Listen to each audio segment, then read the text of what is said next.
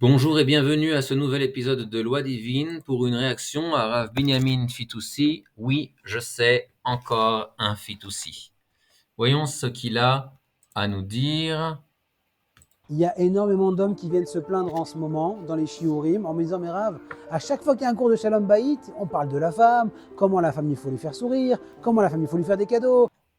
Donc, une plainte légitime des hommes qui vont à ces cours à lui, comme quoi il ne parle que des devoirs de l'homme envers sa femme et jamais des devoirs de la femme envers son mari. Comment il faut la rendre heureuse, mais jamais pour les maris, rien, walou, on est devenus des serpillères. Alors, messieurs, il y a deux réponses pour vous. La première, c'est que nulle part dans la Torah ou dans le Shulchan Aruch, on voit qu'une femme a l'obligation de réjouir son mari. Donc on va répondre à ça, hein. Est-ce que c'est marqué dans la Torah ou le Shulchan Aruch qu'une femme a des devoirs pour son mari? Et deuxièmement, si tu veux vraiment être un roi à la maison, fais d'elle une reine. Donc ça, c'est le bourrage de crâne propagande. Donc soit un bon serviteur, soit un bon esclave, et c'est comme ça que tu seras un roi. Donc vraiment une promesse qui n'a aucune chance d'être tenue. Donc que nous dit le Shulchan Aruch? Donc on est dans Even Haezer, Siman P. C'est marqué d'abord que la femme doit donner d'abord le salaire de son travail à son mari, hein, au Seif Aleph. Donc je descends au Seif Dalet. Voilà les travaux que la femme doit faire pour son mari. Elle doit lui laver les mains, les pieds et le visage. Donc si jamais il y a besoin aujourd'hui, puisqu'on est à l'eau courante de nos jours. Donc si jamais il est malade, si jamais il est faible, d'accord, elle doit lui servir son café et elle doit lui faire son lit. Ces travaux-là, elle doit toujours les faire elle-même, quel que soit le nombre d'aides de maison qu'elle peut avoir grâce à la richesse du couple, d'accord. Même si c'est des milliardaires, elle doit toujours faire ces travaux-là elle-même. Euh, donc dans le Seif Vav, c'est marqué, si jamais ils sont pauvres, eh bien il y a d'autres travaux qu'elle doit faire. Elle doit préparer à manger elle-même, faire le pain, la cuisine, la lessive. Elle doit allaiter l'enfant et nourrir ses animaux de compagnie. Donc ça, c'est des choses qu'une femme doit faire pour son mari. Donc dans le Rambam Ilchot Ishut Tet Vav Yudchet, c'est marqué là-bas que les sages ont ordonné aux femmes qu'elles ne retiennent jamais l'intimité de son mari. D'accord? Elle ne doit jamais retenir l'intimité de son mari pour essayer de faire augmenter son désir pour elle. Elle doit toujours se rendre disponible lorsqu'il en a envie. Et dans le Shulchan Aruch, Even Haezer Ain Zain, au Seif Bet, c'est marqué là-bas, la femme qui retient l'intimité de son mari, elle est appelée femme rebelle.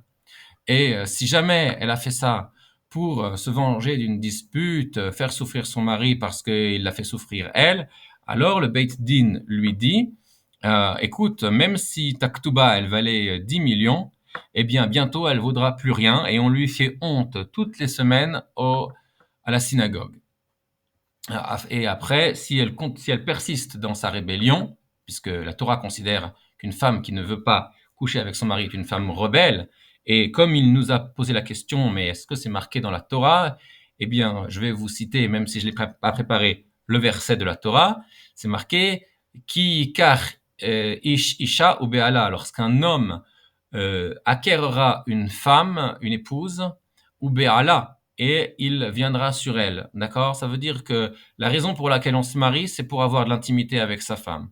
Donc, à partir du moment où elle accepte les kiddushin, elle accepte de devenir la femme d'un tel, eh bien, elle accepte de se rendre disponible pour lui à chaque fois qu'il a envie d'avoir de l'intimité.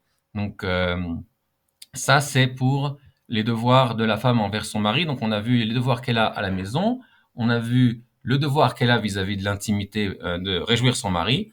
Et maintenant, toujours dans Ishut, dans le Rambam, à la Chakaf, c'est marqué là-bas, et les sages ont également ordonné à la femme qu'elle honore son mari plus que nécessaire, et qu'elle ait la crainte de son mari, et qu'elle agisse en tout d'après la volonté de son mari. Il doit être à ses yeux à elle comme un prince ou un roi, et elle doit tout faire d'après les désirs de son cœur, et éloigner tout ce qui le rebute.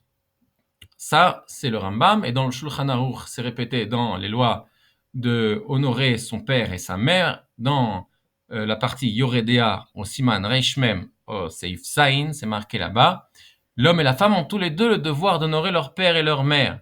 Mais la femme mariée ne peut pas accomplir cette ordonnance puisqu'elle est asservie, elle est assujettie à l'autorité de son mari. Et donc, la volonté du mari a préemption sur l'ordonnance de la Torah